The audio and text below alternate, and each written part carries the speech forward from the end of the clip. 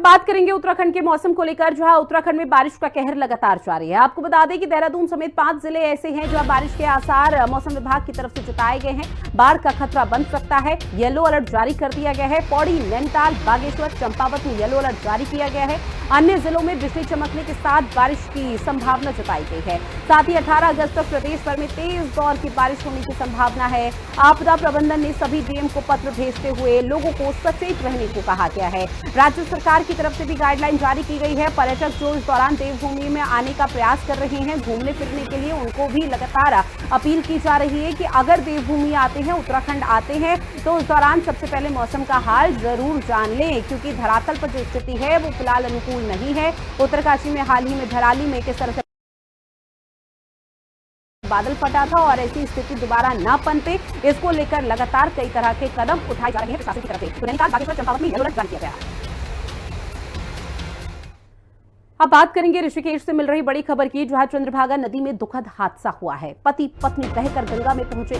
खोजने के लिए एसडीआरएफ का सर्च ऑपरेशन लगातार जारी है। गोताखोरों की टीम लगातार सर्च अभियान चला रही है। ऋषिकेश काम से घर लौट रहे पति पत्नी जहां एक बड़े हादसे का शिकार हो गए। चंद्रभागा नदी पार करते समय तेज बहाव में वो बह गए। दोनों काफी आगे जाकर गंगा में बह गए, जहां एसडीआरएफ और स्थानीय गोताखोरों की टीम लगातार सर्च अभियान चला रही है। मौके पर लोगों की भीड़ जुटी हुई है। प्रशासन पूरी तरह से अलर्ट मोड पर है। हालांकि बताया जा रहा है कि पत्नी की जो तलाश है वो यहां पर की जा रही है, लेकिन अभी पति का किसी भी तरह से कुछ भी पता नहीं चल पाया है और प्रशासन का ये कहना है कि जल्द ही रेस्क्यू पूरा कर लिया जाएगा। बाजपुर में घोंगा नदी के किनारे लकड़ी काटने के लिए गए पिता पुत्र अचानक पानी के तेज बहाव की चपेट में आ गए। आपको बता दें कि इस दर्दनाक हादसे में पिता की मौके पर ही मौत हो गई, जबकि बेटा अभी तक लापता बताया जा रहा है। एसडीआरएफ की टीम लापता बेटी की तलाश में जुटी हुई है। इस हादसे को लेकर क्षेत्र में गम का माहौल है।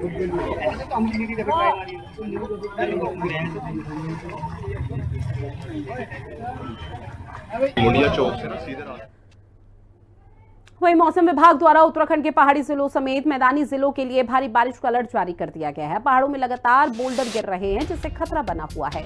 वहीं इस बार विधानसभा सत्र उत्तराखंड की ग्रीष्मकालीन राजधानी गैरसैंण में होने जा रहा है, लेकिन स्थिति बेहद संवेदनशील बनी हुई है। अब बीजेपी विधायक विनोद चमोली का साफ कहना है कि हम सुरक्षित हो या ना हो, लेकिन जन भावनाओं को देखते हुए सत्र गैरसैंण में होना जरूरी है, चाहे कुछ भी हो जाए। देखिए, सुरक्षा और असुरक्षा का विषय नहीं है, भावनाओं का विषय है।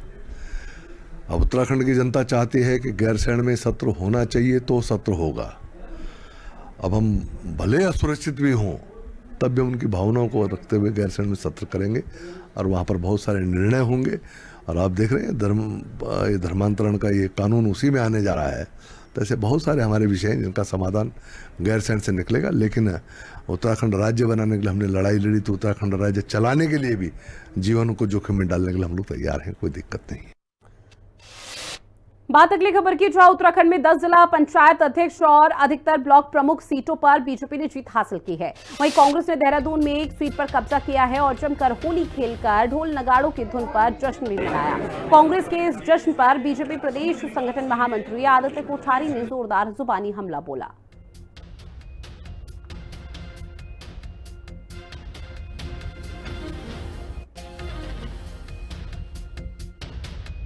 हमारे प्रदेश नेतृत्व के द्वारा, आदरणीय मुख्यमंत्री जी के द्वारा सभी जीतने वाले प्रत्याशियों को ये पहले संकेत दे दिए थे। ये लगभग सबसे अपेक्षा की थी कि हमारे प्रदेश में धराली में आपदा आई है, पौड़ी में आपदा आई है, अनेक स्थानों पर कई जगह जो है बड़ा नुकसान हुआ है, जनहानि भी हुई है। तो हम लोग जीत की खुशी को एक सादगी के साथ में मनाएं और हम लोग जो है जीत की खुशी मनाने के लिए तो हमारे पास बहुत सारे मौके हैं, लेकिन जो आपदा का समय है, इस आपदा के समय में हमको उन पीड़ित परिवारों के साथ में खड़ा रहना है, उनके प्रति अपनी संवेदनाएं व्यक्त करनी है। और कांग्रेस पार्टी ने जिस तरह से ये जश्न मनाया है, आतिशबाजी की है, होलियां खिली गई हैं, ये उनकी अपरिपक्वता है। मैं पहले भी कह चुका हूँ कि जो आपदा का समय है, वर्षा ऋतु का समय, चौमास का जो समय है, इस आपदा के समय में हमको दलगत राजनीति से ऊपर उठ करके काम करना चाहिए। जिला पंचायत अध्यक्ष और ब्लॉक प्रमुखों के चुनाव में बीजेपी ने परचम लहरा दिया है। जहां 12 जिला पंचायत सीटों के चुनाव में बीजेपी ने 10 सीटों पर जीत हासिल की है, वहीं ब्लॉक प्रमुख के 70% पदों पर और ग्राम प्रधानों के 85% सीट पर भी बीजेपी ने कब्जा जमा लिया। अब ऐसे में सीएम पुष्कर सिंह धामी ने इसे बीजेपी सरकार की कल्याणकारी नीतियों पर जनता की मुहर बताया। तो वहीं कांग्रेस ने कह दिया कि बीजेपी ने जिस हथकंडों से चुनाव जीता है उससे जनता के बीच में बीजेपी की साख गिर गई है। रिपोर्ट देखिए। पंचायतों में बीजेपी ने लहराया परचम, धामी ने दिखाया दम, कांग्रेस का तंज। सीएम ने कहा विकास कार्यों को जनता की स्वीकृति। महारा बोले चुनाव जीती पर बीजेपी की साख गिरी। उत्तराखंड में हुए त्रिस्तरीय पंचायत चुनाव में बीजेपी ने शानदार विजय हासिल की है। 12 जिला पंचायत सीटों पर हुए चुनाव में बीजेपी ने 10 सीटों पर जीत हासिल की, जिनमें से 5 सीटों उत्तर काशी, चंपावत, टिहरी, पिथौरागढ़, ऊधम सिंह नगर में बीजेपी के उम्मीदवार पहले ही निर्विरोध जीत दर्ज कर चुके थे। 14 अगस्त को हुए चुनाव में रुद्रप्रयाग, बागेश्वर, चमोली, पौड़ी और अल्मोड़ा में बीजेपी समर्थित उम्मीदवारों ने जीत दर्ज की। नैनीताल सीट का रिजल्ट होल्ड पर रखा गया है। ब्लॉक प्रमुख के 70% पदों पर भी कमल खिला है। वहीं ग्राम प्रधानों की 85% सीट पर बीजेपी ने कब्जा जमाया है। त्रिस्तरीय पंचायत चुनावों में बीजेपी की प्रचंड विजय पर सीएम पुष्कर सिंह धामी ने कहा है कि ये जीत जनता के अटूट विश्वास और बीजेपी सरकार की जन कल्याणकारी नीतियों की स्वीकृति है। मुख्यमंत्री ने कहा है कि राज्य सरकार जनता के भरोसे और समर्थन के साथ विकास की गति को और तेज करेगी। वहीं देहरादून में जिला पंचायत अध्यक्ष सीट पर जीत से कांग्रेस भी उत्साहित है। कांग्रेस प्रदेश अध्यक्ष करण माहरा ने कहा है कि चुनाव में जनता ने कांग्रेस को समर्थन दिया, लेकिन जिला पंचायत अध्यक्षों और ब्लॉक प्रमुखों के चुनाव में बीजेपी ने सत्ता, धनबल और बाहुबल के प्रयोग से चुनाव परिणाम अपने पक्ष में किया, जिससे जनता के बीच बीजेपी की साख गिरी है। सभी चुनाव में अपना अटूट समर्थन देने के लिए, अपना आशीर्वाद देने के लिए मैं हृदय तल से उत्तराखंड की देवतुल्य जनता का बहुत आभार व्यक्त करता हूं, उनका अभिनंदन करता हूं और उनको विश्वास दिलाता हूं कि उनकी अपेक्षाओं के अनुरूप हमारी सरकार, हमारे प्रतिनिधि सब मिलकर उत्तराखंड को हिंदुस्तान का आदरणीय प्रधानमंत्री जी के मार्गदर्शन में श्रेष्ठ राज्य बनाने के लिए काम करेंगे, दिन रात काम करेंगे, सबकी जनता की अपेक्षाओं पर खरा उतरेंगे। सरकार सभी जीते हुए प्रतिनिधियों को भी समेकित रूप से विकास करने के लिए हर संभव उनको सहयोग करेगी। जनता ने जहां वोट किया वहां कांग्रेस और निर्दलीय जीते हैं और बीजेपी बहुत पीछे है। इस समय जिन इलेक्शन की आप बात कर रहे हैं, जिस इलेक्शन की, उसमें मेंबर्स ने वोट दिया है और जिस तरीके से नैनीताल में हुआ, बेताल घाट में गोलियां चली, जिस तरीके से हमारे मेंबर्स के यहाँ जीएसटी के और फूड इंस्पेक्टर्स के छापे डाले गए, प्रतिष्ठान बंद किए गए, भय की राजनीति, धनबल की राजनीति, बाहुबल की राजनीति बीजेपी ने की है। परिणाम भले ही उनके पक्ष में गया हो, लेकिन जनता की नज़र में बीजेपी गिरी है, उनकी साख गिरी है। 2027 के लिहाज से सत्ता का सेमीफाइनल माने जा रहे पंचायतों के चुनाव में बीजेपी ने जीत तो हासिल की है, लेकिन नैनीताल में हुए बवाल को लेकर कांग्रेस सरकार और बीजेपी को घेर रही है। अब देखना होगा कि पंचायतों के ये परिणाम 2027 के विधानसभा चुनाव के लिहाज से बीजेपी कांग्रेस में से किसके लिए मुफीद साबित होते हैं। देहरादून से संवाददाता दीपिका भंडारी और शुभांगी भट्ट के साथ ब्यूरो रिपोर्ट, हिंदी खबर। बात करेंगे बेताल घाट की, जहां जिला पंचायत अध्यक्ष और ब्लॉक प्रमुखों के चुनावों के दौरान गोली चलने से एक व्यक्ति घायल हो गया। आपको बता दें कि सोशल मीडिया पर बीजेपी के प्रदेश अध्यक्ष महेंद्र भट्ट और एक बीजेपी के कार्यकर्ता का ऑडियो क्लिप खूब तेजी के साथ वायरल हो रहा है। इसमें महेंद्र भट्ट ये कहते हुए सुनाई दे रहे हैं कि चुनाव में गोलियां चलती रहती हैं। वहीं बीजेपी कार्यकर्ता इस घटना को पार्टी और सीएम धामी की छवि खराब करने वाला मामला बता रहे हैं। इनको भी उठा ले गए। नैनीताल के अंदर शांतिपूर्ण चल रहे मतदान को जिस प्रकार से कांग्रेस के गुंडों द्वारा एक गिरोह के रूप में उसको प्रभावित करने का प्रयास किया, वहां हुदंग मचाने पड़कर इसकी मैं घोर भर्त्सना करता हूं। और मैं पूछना चाहता हूं कांग्रेस नेताओं को, नेता प्रतिपक्ष, वहां के विधायक किस प्रकार से क्या माहौल बनाने में उन्होंने वहां काम किया है। आखिरकार 15 निर्वाचित सदस्य साड़ी के हाथ में कैसे आए? वो तो मतदाता के हाथ में होनी चाहिए। इस प्रकार का माहौल बनाकर वहां वातावरण खराब करने का काम इनका लगातार कई दिनों चल रहा था। आज एक आक्रोश वहां पर इन्होंने दिखाया, जिस प्रकार से हमारे वहां की जो प्रत्याशी है उसको मारने का काम किया, उसको झपटने का काम किया, सदस्यों को उसके हाथ से छीनने का काम किया।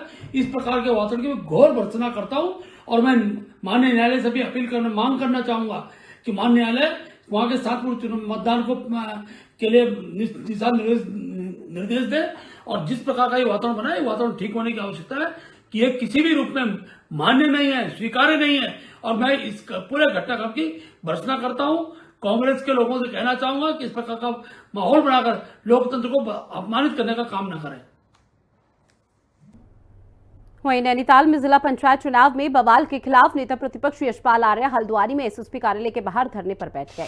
वहीं आपको बता दें कि नेता प्रतिपक्ष के साथ बड़ी संख्या में कांग्रेस कार्यकर्ताओं ने जमकर नारेबाजी की और पुलिस प्रशासन पर बीजेपी के दबाव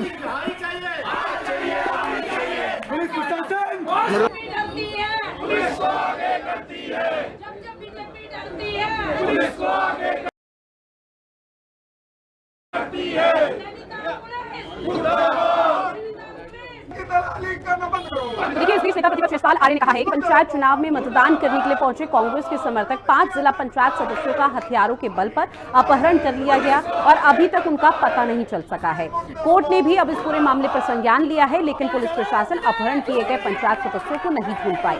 नेता प्रतिपक्ष यशपाल आर्य ने यह भी कहा कि अपहरण किए गए सदस्यों को उनके सामने लाए जाने तक कांग्रेस का धरना यूं ही जारी रहेगा। हमारे जिला पंचायत के सदस्यों को, जिनकी संख्या 5 थी, शांतिपूर्ण तरीके से मतदान के लिए लाइन में लगे हुए थे, जबरन 40-50 भाजपा के लोग लाठी डंडों से, तलवारों से, तमंचों से लैस होकर उनको अगवा कर लिया जाता है, अपहरण कर लिया जाता है और वहाँ पर कोई भी प्रशासनिक अधिकारी मौजूद नहीं होता है, पुलिस का भी अधिकारी वहाँ पर मौजूद नहीं। माननीय मुख्यमंत्री जी से एक बात कहना चाहता हूँ, आपकी पार्टी के पदाधिकारी इसमें पूरी तरीके से संलिप्त है या तो अज्ञानता है आपके अंदर या आपने आशीर्वाद दिया है। हमारे जो 5 सदस्य हैं, हमारे 5 भाई हैं, उनका वोट महत्वपूर्ण नहीं है, आपके लिए महत्वपूर्ण होगा, लेकिन उनकी सुरक्षा, उनका जीवन, उनका परिवार हम लोगों के लिए, हमारे परिवार के लोग हैं, हमारे लिए बेहद महत्वपूर्ण है। उन्हें सही सलामत अपने घर में पहुंचवा दीजिए। और जो लोकतंत्र की हत्या इस प्रशासन ने, ये डीएम हो या एसएसपी हो, आम इंसानों के सपनों में तो लगातार घात लगाने का कार्य लोग कर रहे हैं, चैन की नींद से सोने नहीं दे रहे किसी की। हाई कोर्ट से मात्र 1 किलोमीटर दूरी में लोकतंत्र की हत्या करते हुए जिला प्रशासन, पुलिस द्वारा पूरा भूमिका संदिग्ध है। उनके बीच से 5 मेंबरों को जबरदस्ती मारपीट करके उठा के ले गए और हाईकोर्ट के निर्देशानुसार 4:30 बजे तक एसएसपी नैनीताल उनको वहाँ पर प्रस्तुत नहीं कर पाए कि हम उनको ढूंढ नहीं पाए करके। मेरा मानना यह है कि हमें हाईकोर्ट से न्याय मिलेगा। जैसे उन्होंने रात को काउंटिंग करी, मेरे घर के आगे बाहर एक चस्पा कागज़, अभी मैंने सुबह देखा कि निर्वाचन आयोग की काउंटिंग की जाएगी, ऐसा चस्पा करके गए। कोई ना फ़ोन पर सूचना, ना किसी मेरी पत्नी को सूचना, घर के बाहर चस्पा करके कब कर गया, अभी वो सीसीटीवी फुटेज में दिख जाएगी कितने बजे वो चस्पा करके गए।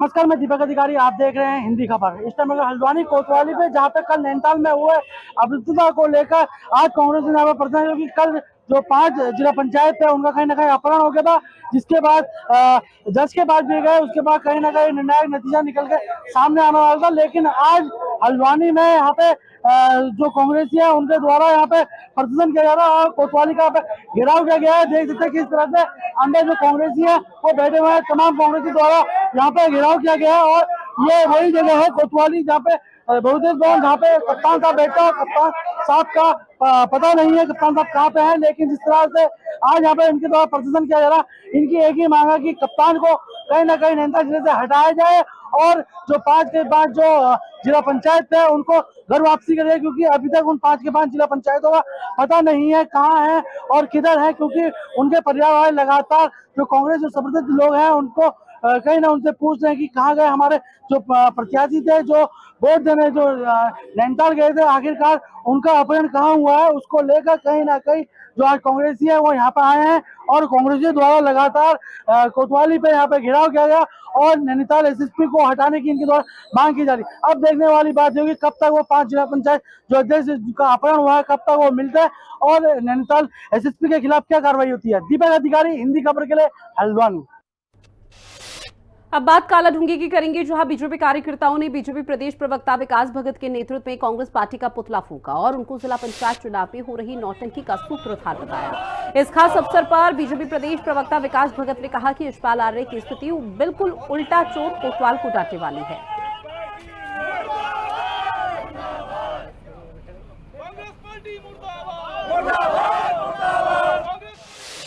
पंचायत चुनाव के संदर्भ में आज हमने यहाँ कांग्रेस का पुतला दहन किया है। कांग्रेस की स्थिति उल्टा चोर कोतवाल को डांटने वाली है। कांग्रेस जब त्रिस्तरीय पंचायत चुनाव के परिणाम आए तो उन्होंने हमारे भारतीय जनता पार्टी के जो कार्यकर्ता जिला पंचायत सदस्य के चुनाव में विजयी हुए थे उनका अपहरण कर लिया और अपहरण करने के बाद उनके सर्टिफिकेट को अपने पास रख लिया और उन पर दबाव डाला कि वो कांग्रेस को वोट दें। जब कल परसों जब मतदान की स्थिति थी, मतदान के वक्त कांग्रेस ने हमारे जिला पंचायत सदस्यों को छुपाकर रखा था और जब उन्होंने भागना चाहा तो वहाँ उन्होंने उनको मारपीट की स्थिति उत्पन्न की। कांग्रेस की स्थिति बिल्कुल स्पष्ट है कि कांग्रेस इस चुनाव को हार रही थी, इसलिए कांग्रेस ने हमारे जिला पंचायत सदस्यों का अपहरण किया। बिल्कुल ठीक वैसे ही जैसे कोटाबाग ब्लॉक के अंदर कांग्रेस के द्वारा अयोध्या से भारतीय जनता पार्टी का एक क्षेत्र पंचायत सदस्य का अपहरण किया गया और अपहरण करने के बाद उसको तरह तरह की प्रताड़ना दी गई। मैं यह स्पष्ट रूप से कहना चाहता हूं कि कांग्रेस के नेता श्री यशपाल आर्य जी, सुमित हृदय जी इस षड्यंत्र के सूत्रधार हैं और जनता उनके इस षड्यंत्र का जवाब 2027 में देगी। जो पंचायत चुनाव निपटे हैं, आपने देखा कि किस प्रकार से कांग्रेस ने लोकतंत्र की हत्या करी और उसके बाद सारा दोष भारतीय जनता पार्टी पर डाला। अगर मैं कोटाबाग की स्थिति बताऊं, मेरी पत्नी भाजपा से यहाँ ब्लॉक प्रमुख का चुनाव लड़ रही थी तो उनने अयोध्या से, आप सभी लोगों को पता है कि हमारा एक बीडीसी मेंबर चुरा लिया और आप लोगों को ये भी पता है कि उसे वोट तक नहीं डालने दिया गया। लेकिन जैसी कर रही वैसी भरनी, उन्होंने अयोध्या से उस मेंबर को चोरा था। प्रभु श्री राम ने उन्हें उनकी करनी का फल दिया और अंततः भाजपा की प्रत्याशी जीती। वहीं 14 अगस्त को हुए जिला पंचायत अध्यक्ष और ब्लॉक प्रमुख चुनाव की मतगणना के बीच नेता प्रतिपक्ष यशपाल आर्य समेत तमाम कांग्रेसियों ने उनके वोटरों की किडनैपिंग करने का गंभीर आरोप बीजेपी पर लगाया था। अब इसको लेकर बीजेपी के विधायक विनोद चमोली ने नकारते हुए कहा कि कांग्रेस की खिसियाहट और षड्यंत्र बताया है। विनोद चमोली ने आगे कहा कि कांग्रेस को अपनी हार साफ नजर आ रही थी, इसलिए ये सब कहानी यशपाल आर्य ने रच डाली। विनोद चमोली ने कहा कि यशपाल आर्य ने थप्पड़ मारने का भी आरोप लगाया, तो वो वीडियो कहां है। इसी के साथ विनोद चमोली ने यह भी कहा कि यशपाल आर्य का षड्यंत्र है।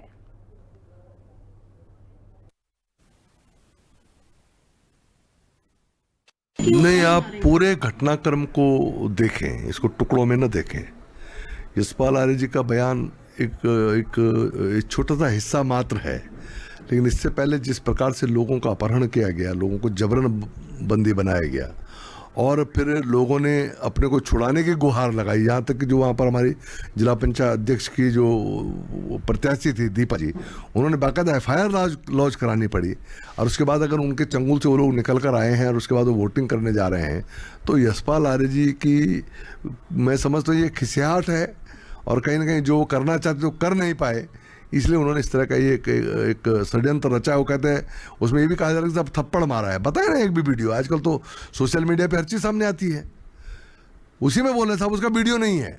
मैं सुना है उसको, वीडियो नहीं है तो ऐसा हुआ नहीं ना, तो वीडियो होता नहीं तो वो एक माहौल बनाने के लिए। और मैं तो देख रहा हूँ जिस प्रकार का कांग्रेस का पूरा घटनाक्रम चल रहा है, अपनी हार की फजियत से बचने के लिए इस प्रकार का माहौल बनाया जा रहा है कि वो कई साहब भाजपा ने जबरन ये चुनाव जीता है। वास्तविकता यह है कि कांग्रेस बहुत कमज़ोर स्थिति में है और ये मैंने शुरू से ही कहा था। अरे 5 तो हमारे निर्विरोध बन गए, तो वहीं से संकेत मिल जाता है। तो कांग्रेस इस स्थिति में नहीं कि चुनाव लड़ भी सके। हाँ, ये ठीक है कि फेस सेविंग उनको करनी है, अपने कार्यकर्ताओं के सामने उनको ये जताना है कि साहब हम भी कहीं खड़े हैं, इसलिए इस प्रकार का माहौल बना रहे हैं, लेकिन उसका कोई फर्क पड़ने वाला नहीं है। आप देख रहे हैं परिणाम सब भारतीय जनता पार्टी के पक्ष में आ रहे हैं। बात करेंगे अब नैनीताल की, जहां जिले की राजनीति के अजब गजब किस्से सामने आ रहे हैं। जहां 14 अगस्त को जिला पंचायत अध्यक्ष चुनाव के दौरान यहां खासा बवाल देखने को मिला था, जिसके बाद कांग्रेस ने आरोप लगाया है कि उनके पास जिला पंचायत सदस्यों का अपहरण हो गया है।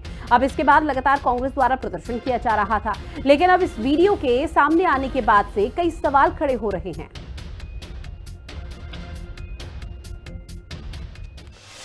वहीं हरिद्वार का जिक्र करेंगे, जहां नेशनल फ्लैग एक्ट का बड़ा उल्लंघन, बड़ी खबर, उर्दू लिखे ध्वज के साथ घूमते हुए कुछ लोग नजर आए हैं। 15 अगस्त पर अशोक चक्र की जगह उर्दू लिखे ध्वज के साथ कुछ लोग घूम रहे थे। जहां पथरी थाना क्षेत्र के ग्राम घिस्सूपुरा का ये पूरा मामला है।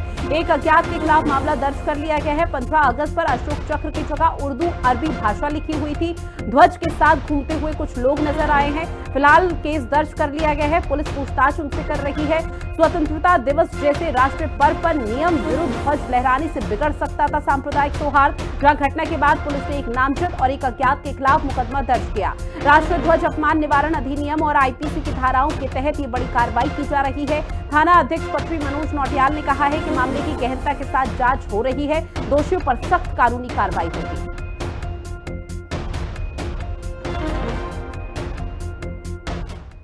अब बात करेंगे मध्य प्रदेश की राजधानी भोपाल की, जहां मुख्यमंत्री डॉक्टर मोहन यादव ने कहा है कि आज अटल बिहारी वाजपेयी की पुण्यतिथि है। उन्होंने सत्ता पक्ष और विपक्ष दोनों की भूमिका काफी कुशलता के साथ निभाई है। पूरा देश उन्हें याद करता है। जब तक लोकतंत्र रहेगा, अटल बिहारी वाजपेयी का नाम भी उसी तरह रहेगा। उन्होंने भारत रत्न से सम्मानित यहाँ किया है। हम सभी उन्हें अलग अलग तरीकों से याद करते हैं। हम सभी अपने जीवन में उनसे प्रेरणा लेते हैं।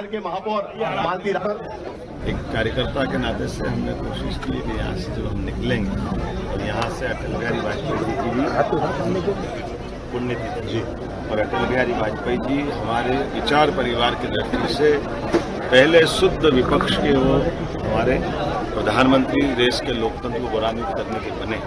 और विपक्ष के दल के बाद जब पक्ष के दल के होते हैं तो उनने स्वच्छता के साथ दोनों रोल दुनिया के सामने रखे।